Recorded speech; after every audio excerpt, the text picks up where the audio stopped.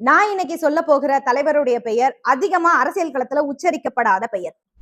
தலித் இயக்க வரலாறுகள்ல யாரும் பெருசா பேசப்படாத ஒரு பெயர். ஆனா இந்த தலைவர் அரசியல் களத்துல அதிகாரத்தை கைப்பற்றுவதற்கு விதையை போட்டவர். அப்படிப்பட்ட இந்த தலைவரை பற்றி யாருமே பேசவே இல்லை. இவருடைய வாரிசுகள் மிகவும் பிரபலமானவங்க, அரசியல் களத்தை புரட்டி போட்டவங்க. இன்னும் சொல்லணும்னா பாபா சாஹிப் அம்பேத்கருக்கு மிக நெருக்கமா இருந்தவங்க. பன்முக சிறப்புகளை கொண்ட தலைவர்களை பற்றி தான் நான் இன்னைக்கு உங்களுக்கு சொல்ல போறேன். அந்த தலைவர் யாருன்னு முழுசா தெரிஞ்சுக்க இந்த வீடியோவை முழுசா பாருங்க. தமிழ்நாட்டுல தலித் சமூகத்துல இருந்து வந்த அறிஞர்களை போல, தலைவர்களை போல, எழுத்தாளர்களை போல, இது போல வேற எந்த சமூகத்திலும் இப்படி பெரும்பான்மையானவங்க வந்தவங்க இல்ல அப்படின்னு எனக்கு தோணுது. அப்படிப்பட்ட பெரும்பான்மை தலைவர்கள்ல, முன்னோடி தலைவர்கள்ல முக்கியமானவர் தான் வாசுதேவ பிள்ளை. வாசுதேவ பிள்ளையோட பேரை சொன்னதும் இந்த நேரம் உங்க எல்லோருக்கும் ஒரு சந்தேகம் வந்திருக்கணும். அது என்ன அப்படின்னா, இதுக்கு முன்னாடி பேசின வீடியோக்கள் எல்லாத்துலயும் நீங்க தலித்துகள்னு சொன்னீங்க. இப்ப என்னடான்னா புதுசா பிள்ளைன்னு சொல்றீங்களே அப்படின்னு உங்களுக்கு தோணும். அப்போ பிள்ளை சாதி பெயரான்னு கேட்கவும் தோணும். பிள்ளை என்பது சாதி பெயர் இல்ல, அது ஒரு பட்டம். அன்னைக்கு இருந்த பெரும்பான்மையான பட்டியலினத்தவருக்கு பிள்ளைங்கிற பட்டம் கொடுக்கப்பட்டிருக்கு. குறிப்பா பறையர்களுக்கு அந்த பட்டம் கொடுத்து கௌரவிக்கப்பட்டது. அதனாலதான் சுப்பிரமணிய பிள்ளை, மதுரை பிள்ளை, வாசுதேவ பிள்ளை, வேணுகோபால் பிள்ளை இப்படி இவங்க எல்லாரும் தங்களுடைய பேருக்கு பின்னாடி அவங்களுக்கு கொடுத்த அந்த பட்டத்தை போட்டுக்கிட்டாங்க. அதனால பிள்ளைங்கிறது பட்டம் தானே தவிர சாதி பெயர் கிடையாது. பொதுவா ஒரு குடும்பத்தோட வாழ்வியலை, பேரை, புகழையும் வச்சுதான் அந்த குடும்பத்தோட உயர்வு என்ன, பெருமை என்னன்னு நமக்கு தெரிய வரும். அப்படிதான் வாசுதேவ பிள்ளையோட குடும்பம் சமூகத்துக்காக தங்களை அர்ப்பணித்து இல்லாதவர்களுக்கு வாரி கொடுத்து சமூக அரசியல்ல ஈடுபட்டு இருக்காங்க. இப்படி பன்முக தலங்கள்ல வீரியத்தோடு வளர்ந்து வாழ்ந்த குடும்பம் தான் வாசுதேவ பிள்ளையோட குடும்பம். இவரோட குடும்பத்துக்கு அப்படிப்பட்ட சிறப்பு இருக்கு. வாசுதேவ பிள்ளையை பற்றி சொல்றதுக்கு முன்னாடி அவருடைய அப்பா கோவிந்தராஜ பிள்ளையை பத்தி சொல்லியே ஆகும். ஏன்னா அவரே மிகப்பெரிய சிறப்புக்குரியவர் தான். அப்படிப்பட்ட சிறப்புகள் அவருக்கு இருக்கு. வாசுதேவ பிள்ளையோட அப்பா வேலூர்ல பிறந்து வளர்ந்திருக்கிறார். தமிழாசிரியர், அவர் இயல்பா அவர் ஒரு தமிழாசிரியருங்கிறதுனால புதுச்சேரியில சோமசுந்தரம் பிள்ளை கிட்ட தமிழ் இலக்கணத்தை படிச்சிருக்கிறார். இவருக்கு இசை மேல ரொம்ப ஆர்வம் இருந்திருக்கு. இசையிலும் திறமையா இருந்திருக்கிறாரு. அதனால பாகவதர் பட்டத்தை இவருக்கு கொடுத்திருக்கிறாங்க. முத்தமிழ் வித்தகராகவும் தமிழ் அறிஞராகவும் இருந்திருக்கிறாரு. நம்முடைய மக்கள் மத்தியில தமிழின உணர்வை வளர்த்திருக்கிறார் யாரு? வாசுதேவ பிள்ளையோட அப்பா. அது மட்டும் இல்லாம தமிழுக்காக வாழ்ந்தவர்களை அங்கீகரிச்சு அவங்களுக்கு பொருள் உதவி செய்திருக்கிறாரு. மிகப்பெரிய அளவுல சப்போர்ட்டா இருந்திருக்கிறாரு. சென்னை அக்கவுண்ட் ஜெனரல் அலுவலகத்துல உயர் பதவியில இவர் செயலாற்றி இருக்கிறாரு. மிக திறமையா அவர் அவருடைய பணியை செய்திருக்கிறார். அப்படி அவருடைய அக்கவுண்ட் ஜெனரல் பொறுப்புல இருந்து அவர் ஓய்வு பெற்ற பிறகு அவர் கடப்பாவுக்கு குடியேறி கௌரவ நீதிபதியா இருந்திருக்காரு. ரயில்வே ஒப்பந்தக்காரர பூர்வ குடிகள்ல பெரும் செல்வந்தரா இருந்திருக்கிறாரு வாசுதேவ பிள்ளையோட அப்பாவே. பொருளாதார ஆளுமையோடு சமூக செல்வாக்கோடு இருந்திருக்கிறாரு வாசுதேவ பிள்ளையோட அப்பா கோவிந்தராஜ பிள்ளை. வாசுதேவ பிள்ளை 1878ல வேலூர்ல பிறந்திருக்கிறார். வாசுதேவ பிள்ளை தொடக்க கல்வியை வேலூர்ல படிச்சு அதன் பிறகு மேல் படிப்பை சென்னை கிறிஸ்துவ கல்லூரியில அவர் தொடர்ந்து படிச்சிருக்கிறார். வாசுதேவ பிள்ளையோடைய சகோதரர் வேணுகோபால் பிள்ளையோட இவங்க ரெண்டு பேரும், வாசுதேவ பிள்ளையும் வேணுகோபால் பிள்ளையும் ரெண்டு பேரும் சேர்ந்து 2வது பர்மிய போர் நடக்கும்போது பிரிட்டிஷாரோட ஒப்பந்த வேலைகள்ல இவங்க அதிகமா ஈடுபட்டிருக்காங்க, எடுத்து செஞ்சிருக்கிறாங்க. அந்த வேலையில அவங்க செஞ்சதுனால அதனால பெரும் பொருளாதாரத்தை ஈட்டி இருக்கிறாங்க. ரொம்ப செல்வந்தரா அவங்க அப்பவே வாழ்ந்துருக்காங்க. அவங்க அப்பாவே செல்வந்தரு, இவங்களும் செல்வந்தரா வாழ்ந்திருக்கிறாங்க. வாசுதேவ பிள்ளை சின்ன வயசுலயே கடப்பா நகராட்சியோட நிர்வாகத்தை தீர்மானிக்கிற அளவுக்கு செல்வாக்கா இருந்திருக்கிறார். தன்னுடைய 22வது வயசுல 1900த்துல கப்பலோட்டிய தமிழர் வள்ளல் மதுரை பிள்ளையோட மகளான மீனாட்சி அம்மாவை தன்னுடைய வாழ்க்கை துணையா பெரியோர்கள் முன்னிலையில இல்லற வாழ்க்கையை ஏத்துக்கிட்டாரு. தன்னுடைய மாமனார் வள்ளல் மதுரை பிள்ளை ஒரு பெரிய பிசினஸ் மேன். நாம கூட இதுக்கு முன்னாடி மதுரை பிள்ளையை பத்தி ரொம்ப விரிவா டீட்டெயிலா பேசியிருப்போம். மதுரை பிள்ளையை தெரிஞ்சுக்கணும்னு நினைக்கிறவங்க, வாய்ப்பு இருக்கிறவங்க அவருடைய வரலாறை வீடியோவா போட்டிருக்கேன். அந்த வீடியோ வேணும்னா போய் பாருங்க. மதுரை பிள்ளையோட குடும்ப நிர்வாகத்தையும் பிசினஸையும் வாசுதேவ பிள்ளையை கவனிச்சுக்கிட்டு இருந்திருக்கிறாரு. திறமையா செயல்பட்டு இருக்கிறாரு. இன்னும் சொல்ல போனோம்னா வாசுதேவ பிள்ளையோட தலையீட்டுக்கு பிறகுதான் இன்னும் பிசினஸ் பெரிய லெவல்ல வளர்ந்திருக்கு. 1885ல தன்னுடைய மாமனாரால தமிழர்களோட கல்வி முன்னேற்றத்திற்காக தொடங்கப்பட்ட மதுரை பிள்ளை மேல்நிலை பள்ளியோட முழு நிர்வாகத்தையும் இவரை ஏத்துக்கிட்டு அந்த ஸ்கூலையும் ரொம்ப திறம்பட செயல்படுத்தி இருக்கிறாரு. 1885ல இருந்து 1905 வரை பர்மாவில இருக்கும்போது 1903ல பர்மாவில முதல் முறையா பர்மிய காங்கிரஸோட கிளை அங்க இருந்திருக்கு. அதனோட பிரதிநிதியாவும் இவர் இருந்திருக்கிறாரு. அது மட்டும் இல்லாம சென்னையில நடந்த 9வது இந்திய தேசிய காங்கிரசினுடைய மாநாட்டுல கலந்துகிட்டு இருக்கிறாரு. 1913ல வள்ளல் மதுரை பிள்ளை மரணம் அடைந்த பிறகு வாசுதேவ பிள்ளை முழுமையா சென்னைக்கு வந்துறாரு. அது வரைக்கும் பர்மாவுக்கும் சென்னைக்கும் போயிட்டு போயிட்டு வந்துட்டு இருந்திருக்காரு. மாமனார் இறந்த பிறகு முழுமையா வந்துறாரு. அப்படி வரும்பொழுது பர்மாவிலேயே காங்கிரஸ்க்கும் அவருக்கும் இருந்த தொடர்ப காங்கிரஸோட செயல்பாடுகள் பிடிக்காம அங்கேயே கட் பண்ணிட்டு வந்துறாரு. எங்க பர்மாவிலேயே கட் பண்ணிட்டு வந்துறாரு. சென்னையில அந்த நேரத்துல இவர் வந்த சமயத்துல தான் தலித் மக்களினுடைய எழுச்சியும் தலைவர்களினுடைய வளர்ச்சியும் பெரிய அளவுல ஆரம்பமாகிட்டே இருக்கிற சமயம். வாசுதேவ பிள்ளையும் ஆதி திராவ அமைப்புகள் கிட்ட நட்பு பாராட்டி உதவிகளையும் செஞ்சிருக்கிறாரு. தான் பிறந்த சமூகத்தின் மீது பெருமையும் நம்பிக்கையும் கொண்ட வாசுதேவ பிள்ளை தன்னுடைய ஆளுமையை தன்னுடைய மக்களுக்கே செலவழிக்கணும்னு முடிவு செய்யறார். ஆதி திராவிட அமைப்புகளுக்கு உருவான ஆதி திராவிட அமைப்புகளுக்கு பிறகு உருவான நீதி கட்சியும் அங்கீகரிச்சு ஒரு வேலை பார்த்திருக்கிறாரு, ஆதரவளிச்சிருக்கிறாரு. கல்வி அறிவிலும் சமூக தளத்திலும் அரசியல் தளத்திலும் பின்தங்கி இருக்கிற மனித உரிமைகளை பாதுகாக்கவும் அவங்களோட முன்னேற்றத்திற்கு பாடுபடவும் ஒரு தோழமை இயக்கம் தேவைன்னு வாசுதேவ பிள்ளையோட எதிர்பார்ப்பு இருந்திருக்கு.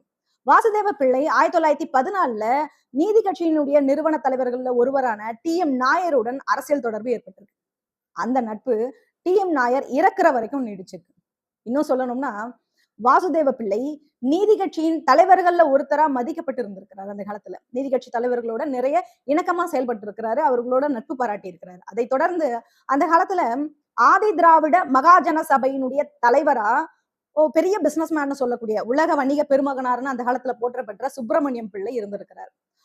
எதுக்கு? ஆதி திராவிட மகாஜன சபைக்கு தலைவராக இருந்திருக்கிறார். அந்த ஆதி திராவிட மகாஜன சபையினுடைய வளர்ச்சிக்கு ரவிடன் ஜான் ரத்னம், சின்னத்தம்பி பிள்ளை, கங்காதர நாவலர், சுவாமி சகஜானந்தம், வித்வான் மதுரகவி வாசகம் பிள்ளை, கானந்தானந்தா பிள்ளை, பதிநாவலர், சட்டநாத கங்காதர பாலதேசிகர், ரத்னம் பிள்ளை, பாலகுரு சிவம், பெருமாள் பிள்ளை, இப்படி பல்வேறு தலைவர்கள் எதுக்காக உழைச்சிருக்கிறாங்க? ஆதி திராவிட மகாஜன சபையோட வளர்ச்சிக்கு பாடுபட்டிருக்கிறாங்க. வேணுகோபால் பிள்ளையோட ஆதி திராவிட மகாஜன சபையில வாசுதேவ பிள்ளை சேர்ந்திருக்கிறார். அவர் தம்பியோட சேர்ந்திருக்கிறார்.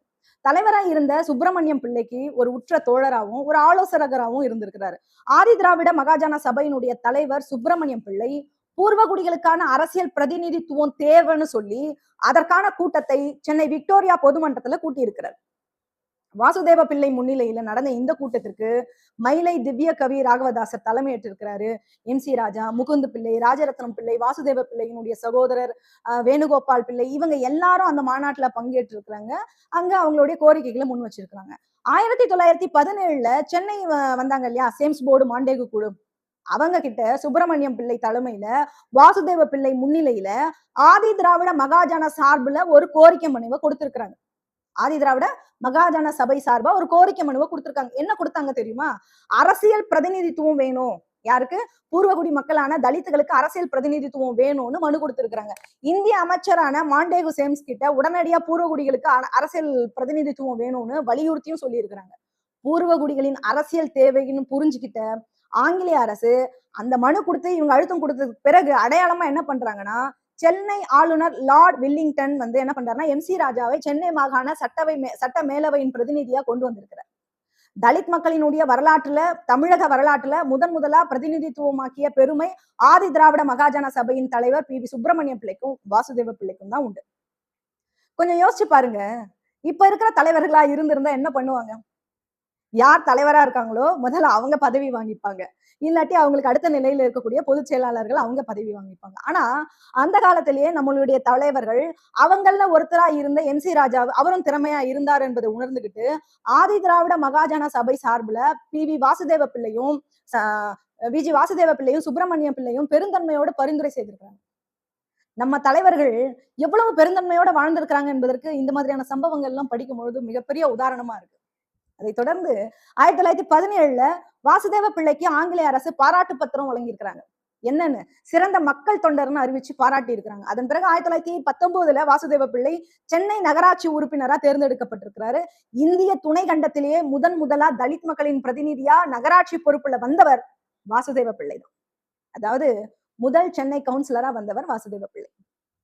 அது மட்டும் இல்லாம தொடர்ந்து 3 முறை வந்திருக்கிறாரு, தேர்ந்தெடுக்கப்பட்டிருக்கிறாரு. வாசுதேவ பிள்ளைக்கு பல்வேறு பொறுப்புகள் இவரை தேடியே வந்திருக்கு. இவருடைய ஆளுமையை பார்த்து பிரிட்டிஷ் அரசாங்கம் வாண்டடா இவருக்கு பல்வேறு பொறுப்புகளை கொடுத்திருக்கிறாங்க. அதுல முக்கியமானது என்ன அப்படின்னா, சென்னை பல்கலைக்கழகத்தோட செனட் உறுப்பினராகவும் சென்னை செங்கை மாவட்ட கல்விக்குழு உறுப்பினராகவும் இருந்திருக்கிறாரு வாசுதேவ பிள்ளை. அதை தொடர்ந்து oriental government security life of இன்சூரன்ஸ்ல நிர்வாக குழு இயக்குனராகவும், சென்னை சேரி விஜிலன்ஸ் ஆலோசகராகவும் பொறுப்பேற்று ஏழை எளிய மக்களுக்கும் அரசுக்கும் ஒரு மிகப்பெரிய பாலமா இருந்து செயல்பட்டிருக்கார், திறம்பட செயலாற்றியிருக்கார். அதன் பிறகு பிஎன்சி ஆலை தொழிலாளர்கள் பிரச்சனை வந்ததுல ஒரு கலவரம் ஏற்பட்டதுல, அந்த கலவரம் எல்லாருக்கும் தெரியும். தெரியாதவங்க நம்ம கூட பேசியிருக்கோம், வாய்ப்பு இருந்தா பாருங்க. அப்ப 1921 தமிழ் தென்றல்னு அழைக்கப்பட்ட திருவிக என்ன அந்த கலவரத்தை பத்தி நவசக்தி இதழ்ல எழுதுறாரு. என்ன எழுதுறாருன்னா, சேரிகள்ல கூட்டம் கூட்டமா வாழுற பறையர்கள் திடீர்னு தமிழ் மக்களை தாக்குறாங்க. புரசைவாக்கத்துல தமிழ் மக்கள் பறையர்களை கொலை செய்யப்படுறாங்க. பறையர்களால் கொலை செய்யப்படுறாங்க. திமிர் கொண்ட பறையர்களிடம் கத்திகளும் பட்டா கத்திகளும் இருக்கு. தமிழ் மக்கள் கிட்ட 2 கரங்கள் தவிர வேற ஒன்றும் இல்லைன்னு சொல்லி இருக்கிறார். யாரு? திருவி கல்யாண சுந்தரனார். இந்த தமிழ் தென்றல்னு சொல்லக்கூடிய திருவி கல்யாண சுந்தரனார் தமிழ் கத்துக்கிட்டது நம்ம தாத்தா கிட்ட. பண்டிதர் அயோத்திதாசர் கிட்ட நோய்க்கு வைத்தியம் பார்த்த திருவிக்கா என்ன பண்றாரு அப்படின்னா, நம்மள தமிழ் இல்லாத மாதிரியும் பறையர்களை ரவுடி மாதிரியும் அவங்க கத்தி வச்சுக்கிட்டு இருக்கிற மாதிரியும் ஒரு பிம்பத்தை அந்த நவ இதழ்ல எழுதுறாரு. தமிழர்களை பறையர்கள் தாக்குறாங்கன்னா அது எவ்வளவு ஒரு வன்மமான பேச்சு.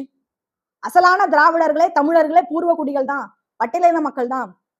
தமிழ் சமூகத்துல பார்ப்பனியத்தை எதிர்த்து அதனால கிடைத்த தண்டனையால் தாழ்த்தப்பட்ட தமிழர்களானோம். இந்த அடிப்படை வரலாற்று கூட திருவிக்காவுக்கு தெரியல. திருவிக்காவோட இந்த பேச்சு சமூகத்தை பிளவுபடுத்துற மாதிரி பேச்சு அப்படின்னு சொல்லி அன்னைக்கு நம்முடைய தலைவர்கள் கடுமையா விமர்சிச்சிருக்கிறாங்க. யார? திருவிக்காவ. இந்த நிலையில இந்த திருவிக்கா இப்படி பேசிட்டாப்ல, வாசுதேவ பிள்ளையும் சுப்பிரமணியம் பிள்ளையும் 2 பேரும் கலந்து பேசுறாங்க. இந்த திருவிக்கா வேற இப்படி பிளவுபடுத்துற மாதிரி பேசிட்டாரு, சமூக ஒற்றுமையை சீர்குலைக்கிற வேலையை இவர் பண்றாரு, அப்படி இதெல்லாம் முடிவுக்கு கொண்டு வரணும்னு இவங்க 2 பேரும் பேசி ஒரு டிக்ளேர் பண்றாங்க. என்ன அப்படின்னா, பார்ப்பனிய சமூக மேலாண்மையை எதிர்க்கவும் பார்ப்பனர்களின் சமூக அரசியல் ஆதிக்கத்திற்கு ஒரு சவாலா இருக்க நாம ஒற்றுமையா இருக்கணும் அப்படின்னு சொல்லி வாசுதேவ பிள்ளையும் சுப்பிரமணிய பிள்ளையும் முடிவு செய்து அதற்கான வேலைகள்ல ஈடுபடுறாங்க. யாரு? SCBC ஒற்றுமையை வலியுறுத்தி இருக்கிறாங்க. அதன் தொடர்ச்சியா என்ன பண்றாங்கன்னா, தலித் மக்களும் பார்ப்பனர் அல்லாத இடைநிலை சாதிகளும் ஒன்றிணைந்து அதிகாரத்தை கைப்பற்றணும்னு சொல்லி 1922ல மாநாடு நடத்திருக்கிறாங்க. ஆதி திராவிடர்களும் இணைந்து செயல்படுவதன் மூலமா சமூக உறவுல நல்லிணக்கத்தையும் அரசியல் அதிகாரத்தையும் நம்ம எல்லாம் ஒன்னா சேர்ந்து பகிர்ந்துக்கலாம் அப்படின்னு சொல்லி இந்த தலைவர்கள் எல்லாம் தீவிரமா களமாடி இருக்கிறாங்க. ஆக அன்னைக்கே நம்முடைய தலைவர்கள் SCBC ஒற்றுமையை வலியுறுத்தி பேசி இருக்கிறாங்க, அதை வலியுறுத்தி இருக்கிறாங்க. நமக்கு எதிரி பிராமணியம் தான்ங்கிற தெளிவான நிலைப்பாடுல இருந்திருக்கிறாங்க. இடைநிலை சாதிகள் பிரிஞ்சு போக கூடாது, ஒருத்தரை அடிச்சுக்க கூடாதுன்னு சொல்லி இருக்கிறாங்க நம்ம தலைவர்கள். திருவிக்கா ஜாதிய பிரிவினை தூண்டி விடுகிறார். ஆனா ஒற்றுமைப்படுத்தி நாம 2 பேரும், அதாவது தலித்துகளும் இடைநிலை சாதிகளும் பார்ப்பனியத்தை எதிர்த்து ஒரே நிலையில இருக்கிறவங்க தான், பார்ப்பனியத்தினுடைய பார்வையில ஒரே நிலையில இருக்கிறவங்க தான் அப்படின்னு சொல்லி நம்ம தலைவர்கள் SCBC ஒற்றுமையை வலியுறுத்தி இருக்கிறாங்க என்பதுதான் வாசுதேவ பிள்ளையினுடைய வரலாறுன்னு என்னால புரிஞ்சுக்க முடியுது. அவருடைய வரலாறுல இதெல்லாம் நம்மளால கத்துக்க முடியும். தந்தை பெரியார் சுயமரியாதை இயக்கத்தை உருவாக்குறதுக்கு முன்னாடி 1924ல திராவிட மகாஜன சபையை ஏற்படுத்தி இருக்கிறாங்க. திராவிட மகாஜன சபைக்கு தலைவர் பொறுப்பை வாசுதேவ பிள்ளை தான் ஏத்துக்கிட்டு இருக்கிறாரு. அடுத்த நிலையில சுப்பிரமணியம் பிள்ளை பொறுப்பேற்று இருக்கிறாரு. 1920ல இருந்து 1940 வரை சென்னை மாகாண சட்ட மேலவையில பட்டியலின பிரதிநிதிகளோட பொற்காலமா இருந்திருக்கு. அந்த 20 வருஷத்துலதான் அதிகமான பிரதிநிதிகள் தேர்ந்தெடுக்கப்பட்டிருக்காங்க. 20ல இருந்து 40 வரைக்கும். அப்படி தேர்ந்தெடுக்கப்பட்ட ஒவ்வொரு தலைவர்களின் பணியும் சிறப்பாகவும் பாராட்டுற விதமாவும் இருந்திருக்கு. அன்னைக்கு சட்ட மேலவைக்கு போனவங்க மக்களை அணி திரட்டியதன் மூலம் அவங்களுக்கு அரசியல்ல அந்த தலைவர்களும் அரசியல்ல வளர்ந்திருக்கிறாங்க. அதன் தொடர்ச்சியா 1931ல வாசுதேவ பிள்ளை சென்னை மாகாண சட்ட மேலவைக்கு உறுப்பினரா தேர்ந்தெடுக்கப்பட்டிருக்கிறார். அவருடைய பதவி காலத்துல தலித்துகளுக்கு மட்டுமல்ல, ஏழை எளிய மக்களுக்குமான எல்லா மக்களுக்குமான பிரதிநிதியா இருந்து செயல்பட்டு இருக்கிறார். பன்முக திறமையோட செயல்பட்டு இருக்கிறார். எப்படின்னா, எல்லா தரப்பு மக்களோட கல்வி, சுகாதாரம், நில உரிமை, தொழில் வாய்ப்புகள் இப்படி எல்லா தளங்களையும் பல திட்டங்களை கொண்டு வந்து அதை நிறைவேற்றி காட்டியிருக்கிறார். நிறைவேற்றி காட்டினது மட்டும் இல்லாம மக்களுடைய அன்பை பெற்றிருக்கிறார்.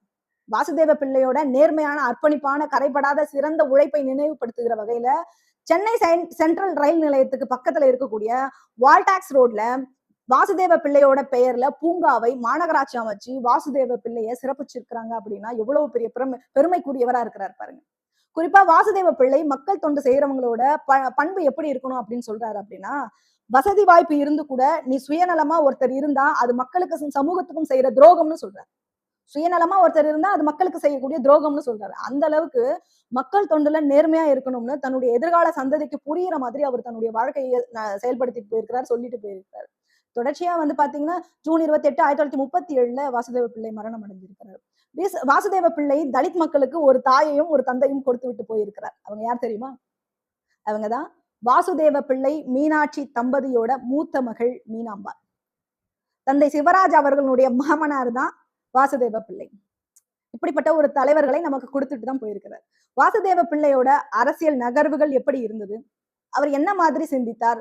எப்படி எல்லாம் பேசினாருங்கிறத அவருடைய வரலாறு படிக்கும் போது நம்மளால முழுமையா புரிஞ்சுக்க முடியும். ஒரு கட்டத்துல திருவி கல்யாண சுந்தரம் போன்றவங்க நம்ம சமூகத்தை கொச்சைப்படுத்தும் பொழுது நம்ம தலைவர்கள் என்ன பேசினாருன்னு நம்மளால முழுமையா உள்வாங்கிக்க முடியுது, புரிஞ்சுக்கவும் முடியுது. ஒரு குடும்பமே ஒரு குடும்பமே ஒரு அரசியல் பாரம்பரியத்தோடு இந்த சமூக காலத்துல தொடர்ச்சியா அடுத்தடுத்த வாரிசுகளை உருவாக்கி இந்த மக்களுக்காக சேவை செய்திருக்கிறாங்கல்ல. தலித் சமூகத்திற்காக உழைத்த குடும்பம் அப்படின்னா எனக்கு தெரிஞ்சு ஒரு குடும்பமே உழைச்சிருக்கு அப்படின்னா தமிழ்நாட்டுல இந்த குடும்பமா தான் இருக்கும் அப்படின்னு நான் நினைக்கிறேன். பிசினஸ்ல கொடி கட்டி இருந்திருக்கிறாங்க, பொருளாதாரத்துல பணத்துல செழிப்பா இருந்திருக்கிறாங்க, அரண்மனை போல வீட்டுலதான் வாழ்ந்திருக்கிறாங்க, அரசியல் அதிகாரத்தோடு இருக்கிறவங்க கூட தொடர்புடையவர்களா இருந்திருக்கிறாங்க. அந்த அரசியல் அதிகாரத்தை தான் மட்டும் பயன்படுத்திக்காம தான் சார்ந்து இருக்கக்கூடிய ஒடுக்கப்பட்ட சமூக தலைவர்களுக்கும் பகிர்ந்து ஒரு பாரம்பரியமா மக்கள் சேவையை ஒரு பரம்பரையா செய்யணும் அப்படின்னு சொல்லி செய்திருக்கிறாங்க. இப்படி ஒரு குடும்ப பாரம்பரியம் உள்ள ஒரு தலித் குடும்பத்தை நிச்சயமா வரலாற்றுல எங்குமே பார்க்க முடியாது. கல்வி, பொருளாதாரம், வேலை வாய்ப்புகளை இந்த மக்களுக்கு மிகப்பெரிய விதையாய் அன்றைக்கு இருந்தவர் தான் வாசுதேவ பிள்ளை. அவரை வரலாற்றுல நம்ம மறந்துட்டோம். பெரிய அளவுல யாருக்குமே வாசுதேவ பிள்ளை அவர்களை பத்தி தெரியல. தெரியாம இருந்தது. அவருடைய வரலாறை படிக்கும் பொழுது உண்மையாவே நம்முடைய தலைவர்கள் எவ்வளவு சமூகத்தை நேசித்து இருக்கிறார்கள், குடும்பத்தோடு உழைச்சிருக்கிறாங்க என்பதை இந்த வரலாற்றின் மூலம் நான் உங்களுக்கு சொல்ல விரும்புற ஒரு செய்தியா நான் உங்களுக்கு கடத்துறேன். நன்றி.